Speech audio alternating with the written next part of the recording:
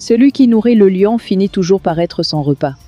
Et oui, mes chers abonnés de Cameroun Flash, le Cameroun est un pays où même les lions ont peur de rugir trop fort, de peur qu'un décret les transforme en chatons officiels.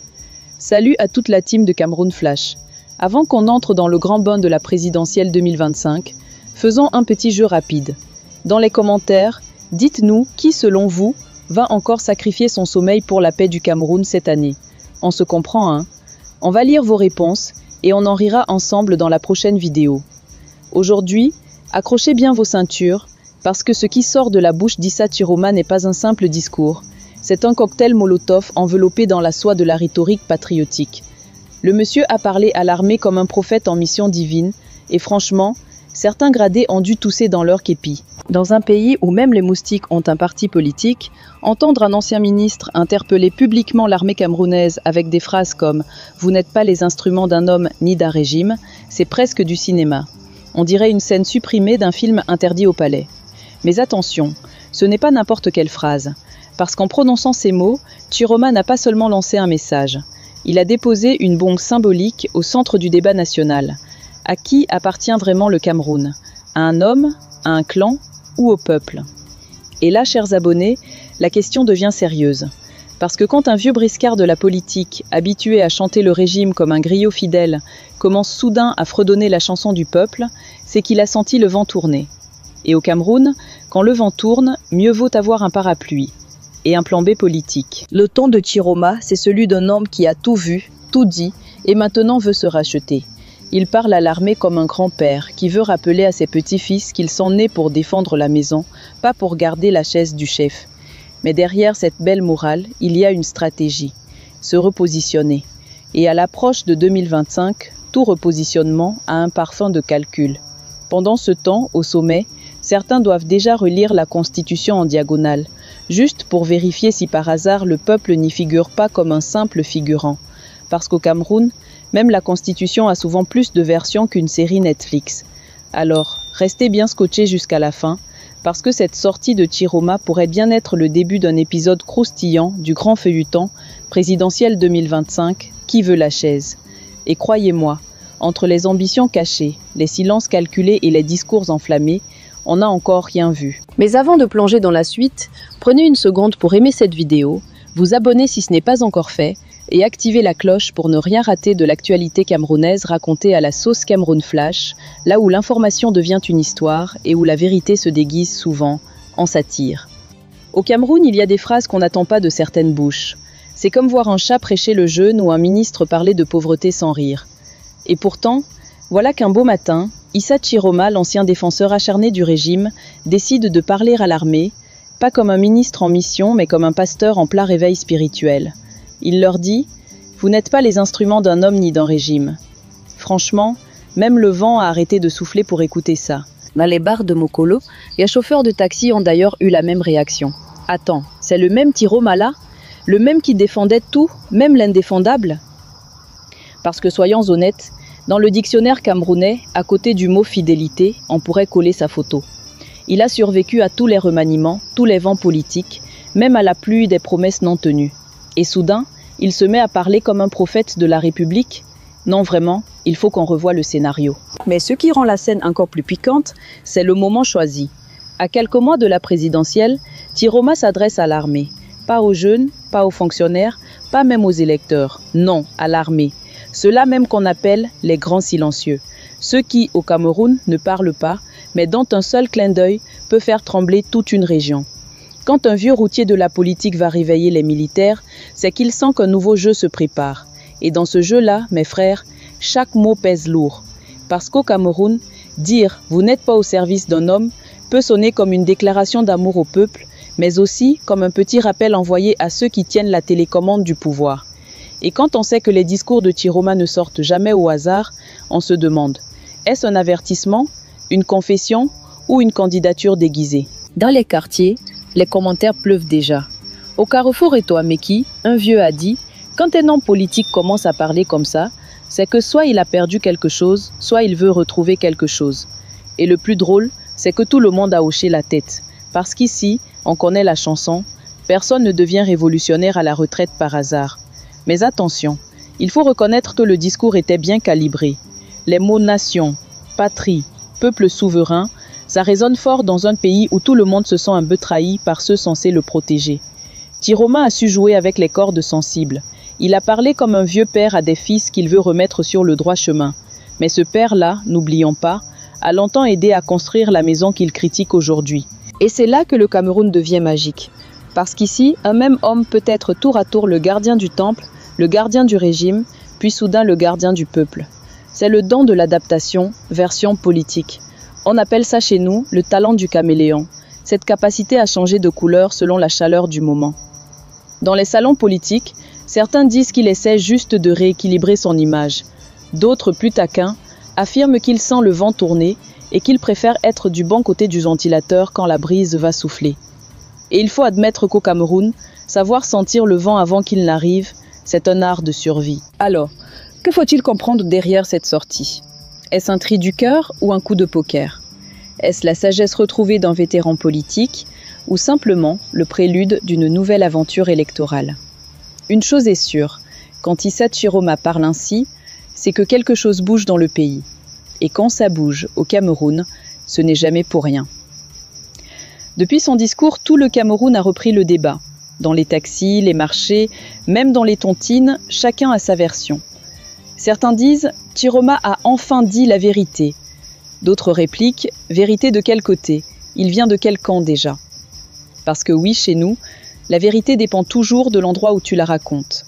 Et dans cette affaire, le vieux lion du Nord a rugi d'une façon que même ses anciens camarades n'ont pas reconnue. Imaginez la scène. Le gars qui, pendant des années, a défendu chaque décision du régime, comme si c'était un passage de la Bible, se met soudain à prêcher la Constitution. Il parle du peuple souverain, de l'honneur militaire, du devoir envers la nation. On dirait une version patriotique de Born Again.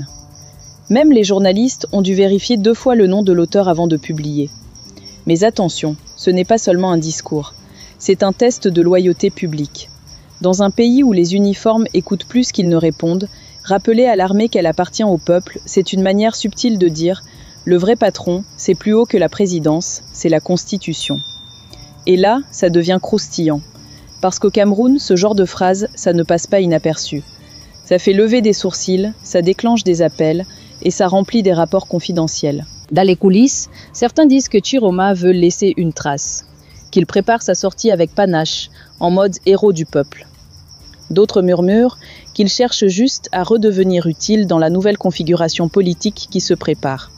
Parce qu'ici, avant chaque élection, tout le monde veut redevenir patriote. C'est une maladie saisonnière. Mais soyons honnêtes, il faut quand même du courage pour dire à haute voix que l'armée n'est pas au service d'un régime. Même dans une démocratie bancale, ce genre de phrase fait transpirer. Et venant d'un ancien ministre, ça a le goût d'une confession publique. Comme un vieux soldat qui reconnaît enfin que la guerre n'était pas si juste que ça. Dans les quartiers populaires, les réactions sont mi-figue mi-raisin. Amvogada, un maçon, a dit « S'il dit ça aujourd'hui, c'est que les élections approchent. Quand ils veulent nous endormir, ils sortent toujours les grands mots. Peuple, nation, constitution. » Et un autre a ajouté « Mais bon, même un vieux mensonge peut accoucher d'une petite vérité. » Ça, c'est du Cameroun tout craché. On ne croit plus, mais on écoute quand même, parce qu'on espère un miracle. Et il faut dire que ce discours tombe dans un moment où le pays bouillonne en silence. Tout le monde regarde vers 2025 comme on regarde une marmite en train de déborder. Les ambitions chauffent, les alliances se préparent, et les vieilles figures politiques sortent de leur hibernation pour rappeler qu'elles existent encore. Chiroma, lui, a choisi la méthode la plus spectaculaire, parler à l'armée. Ce qui est drôle, c'est que dans sa bouche, tout sonne bien. Il parle avec la gravité d'un patriarche, la sagesse d'un prêtre et la mémoire d'un homme qui a tout vécu. Mais derrière chaque phrase, on sent une tension. Comme s'il voulait dire quelque chose sans vraiment le dire. Et c'est là que le Camerounais du quartier comprend vite. Ah, le vieux prépare quelque chose. Parce que chez nous, personne ne parle au hasard, surtout pas à la veille d'une présidentielle. En réalité, ce discours, c'est un miroir tendu au pays.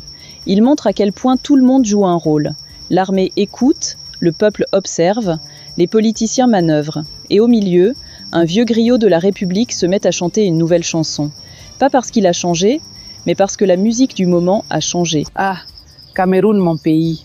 Là où même le vent politique a plusieurs directions en une seule journée. Quand Issa Chiroma parle, ce n'est jamais pour rien. C'est un homme de stratégie, un vieux renard du désert politique qui a appris à flairer les opportunités avant tout le monde. Alors quand il commence à dire à l'armée qu'elle doit servir le peuple, certains n'ont pas entendu un sermon, ils ont entendu un signal. Un petit « préparez-vous, les choses vont bouger ». Parce que, soyons francs, au Cameroun, parler du peuple, c'est toujours le premier symptôme d'une ambition qui se réveille.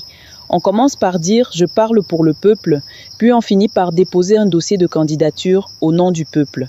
Et connaissant le style Tiroma, un homme capable de transformer chaque virage politique en opportunité, il ne faut pas s'étonner si dans quelques mois on le voit sur les plateaux télé déclarer « j'ai entendu l'appel du peuple souverain ». Mais le plus croustillant, c'est que cette sortie arrive pile au moment où le pays est en train de réviser ses loyautés. Certains vieux partis politiques dorment debout, d'autres cherchent une nouvelle jeunesse et les plus malins préparent leur retour miraculeux. Tiroma, lui, a compris que le Cameroun aime les comebacks. Il joue la carte du patriote repenti, du sage revenu de tout, du vieux qui ose enfin dire ce que les jeunes murmurent. Et cette posture-là, mes frères, ça attire toujours les caméras. Dans les débats de quartier, la théorie circule déjà. Le vieux veut juste rappeler qu'il existe. Parce qu'ici, disparaître médiatiquement, c'est pire que perdre une élection. Il faut toujours faire parler de soi, même pour un mot, un tacle ou une pique bien placée. Et là, il a réussi. Tout le monde parle de lui.